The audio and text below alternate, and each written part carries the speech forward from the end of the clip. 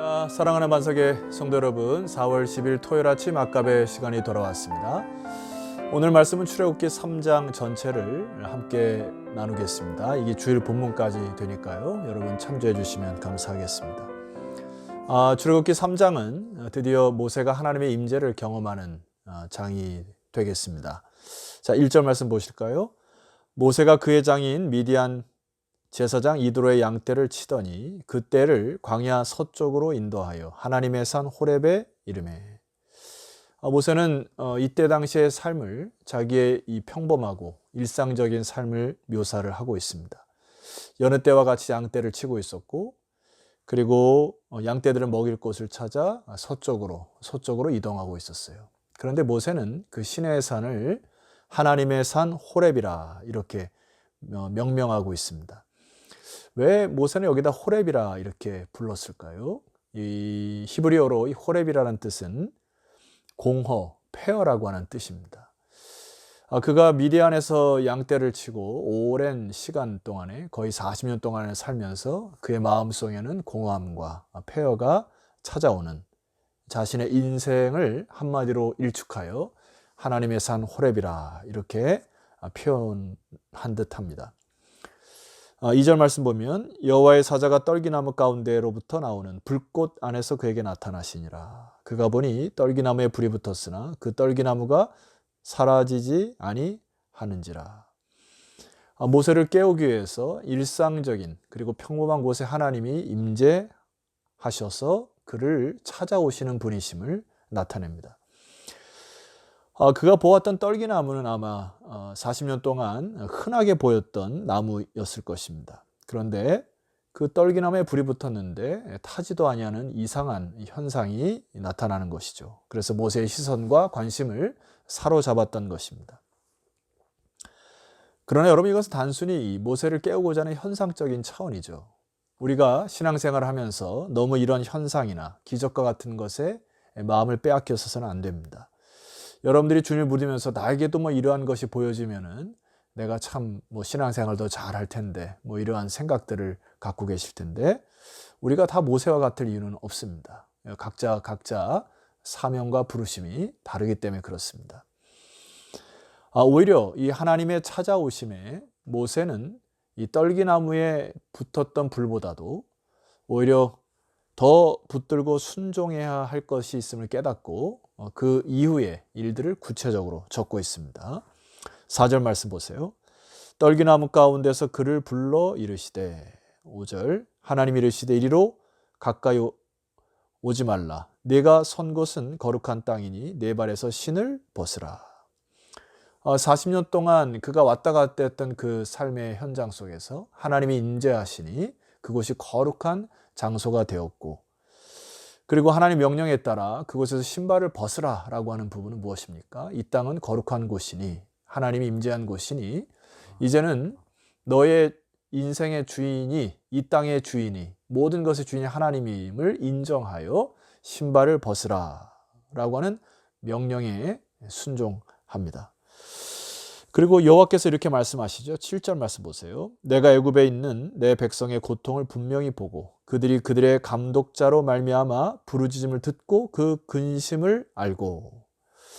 사실 40년 전에 모세가 그의 동족을 도우려고 하다가 이런 그 동족이 고소를 하는 장면, 그리고 모세를 질타하는 장면을 듣고 주먹을 휘두르다가 쫓겨났죠.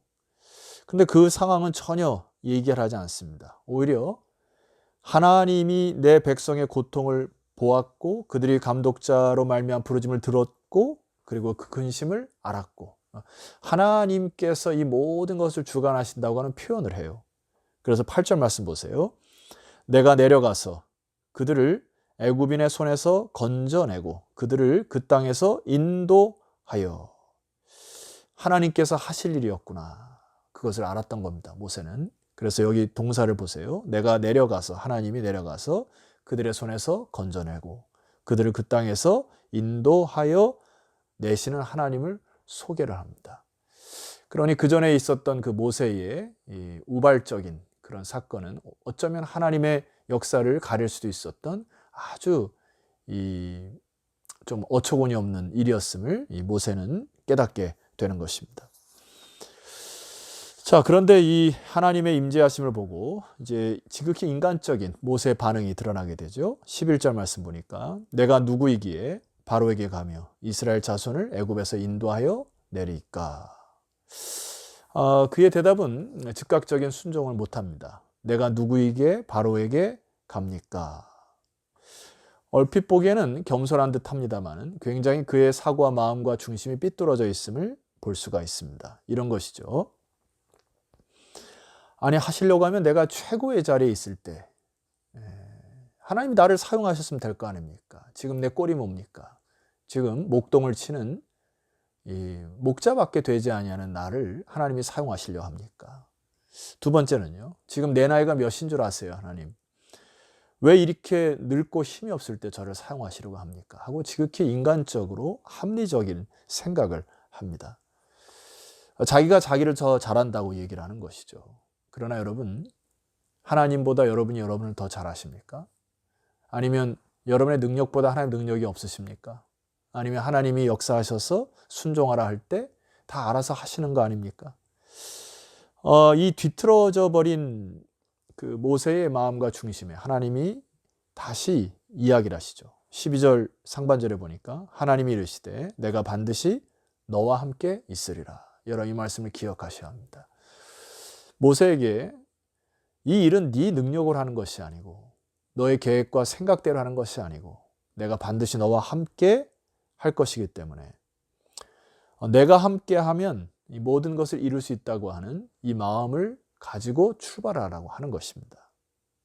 그럼에도 불구하고 모세는 이 말씀을 완전히 100% 신뢰하지 못하고 또 질문을 합니다. 13절 말씀 보실까요? 모세가 하나님께 아뢰되 내가 이스라엘 자손에게 가서 이르기를 너희의 조상의 하나님이 나를 너희에게 보내셨다 하면 그들이 내게 묻기를 그의 이름이 무엇이냐 하리니 내가 무엇이라고 그들에게 말하리이까. 굉장히 합리적인 생각을 하는 것이죠. 위급한 때에 그리고 백성들이 좌절에 빠져 있을 때 내가 애굽 왕자로서의 신분으로 그들을 도와줬으면은 그때만 해도 그들이 받아들였을 것 같은데 이제 와서 내가 미디안에서 양치던 그리고 요셉을 알지 못하던 바로가 나와서 내가 그들을 데리고 그들 앞에 선다면은 바로와 모든 리더자들이 뭐라고 얘기하겠습니까? 그래서 하나님을 뭐라고 소개합니까? 이러니까 하나님이 그 유명한 대답을 하시죠. 3장 14절. 하나님이 모세에게 이르시되 나는 스스로 있는 자니라 하고 하나님을 소개합니다. 이것은 사실은 하나님은 이름이 없으신 분이죠. 이 단어를 볼 때 사실 뭐 여호와 이레, 여호와 샬롬, 여호와 라파 이런 것 같은 것은 하나님의 정확한 이름이 아니라 하나님의 성격이시죠. 여기에 스스로 있는 자라고 하는 표현은 모든 존재의 근원이시다. 나는 있는 자 그 자체다. 모든 피조물들의 이름을 짓는 존재다. 라고 하는 그런 개념으로서 선포하는 것이죠. 모든 것의 출발이시다. 라는 의미고 두 번째 의미가 있어요. 이것은 이제 유한한 인간적인 또 시간적인 차원 안에서 이해하게 되면 이런 것입니다. 영어로 표현하면 I am that I am 이런 표현이고요. I am who I am 이런 표현인데 나는 있는 자다. 있는 그다 이렇게 표현하는 건데 히브리 문학적 표현을 보게 되면은 나는 있다 이렇게 계속 존재하는 현존하는 하나님을 묘사를 하는 것입니다. 그러니까 그 있는 것이 영원한 것이에요. 나는 있었다의 과거의 하나님도 아니고 나는 있을 것이다 라고 하는 미래 시간에 묶여있는 하나님이 아니라 모든 시간과 공간을 초월하여 지금 현존하는 이곳에 있는 그것이 영원한 그 존재라는 것입니다. 여러분 이게 얼마나 힘이 되는지 몰라요. 그래서 하나님이 모세에게 좀 더 풀어 설명하시죠. 15절 말씀 보십시다. 너희 조상의 하나님 여호와 곧 아브라함의 하나님, 이삭의 하나님, 야곱의 하나님께서 나를 너에게 보내셨다 하라. 이는 영원한 이름이요 대대로 기억할 나의 칭훈이라. 자, 아브라함과 함께 하셨던 하나님이 이삭과 야곱과 이제 너 모세와 그리고 이스라엘 자손들과 함께 계속 하실 영원한 이름이다. 그러니까 사람은 바뀌고 마음이 뒤틀려도 하나님은 변치 아니하시고 그분이 이루신 언약은 끝까지 이루시는 영원한 하나님이시기 때문에 너희들이 소위 책 속에나 영상 속에나 혹은 생각 속에 존재하는 하나님이 아니라 하나님은 우리가 믿음의 유무에 상관없이 하나님은 지금도 현존하시고 또 실제하시고 그 실제가 영원하다고 하는 이 믿음이 저와 여러분 안에 회복되시기를 소망합니다. 성도 여러분, 다시 한번 말씀드리기는 우리는 자꾸 기이하거나 또 현상적인 믿음을 요구하고 그렇지 않으면 낙담하고 또 살아나지 못하는 경우가 있어요. 모세가 백성을 위해 나선 계기의 출발점은 떨기나무의 신비가 아닙니다.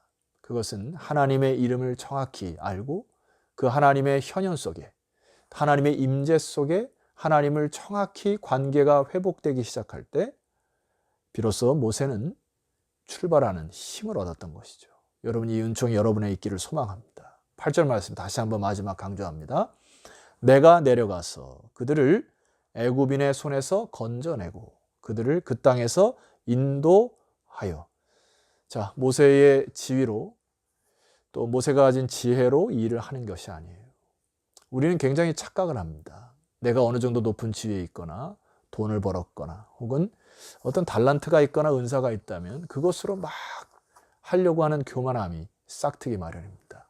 그러나 주님이 이 모든 일을 감당하실 것이고 하나님이 부르시고 임재하실 때 그곳에서 네 발의 신을 벗어 영원한 그 이름 앞에 작은 순종과 믿음을 드리는 저와 여러분 되시기를 주 이름으로 축원합니다.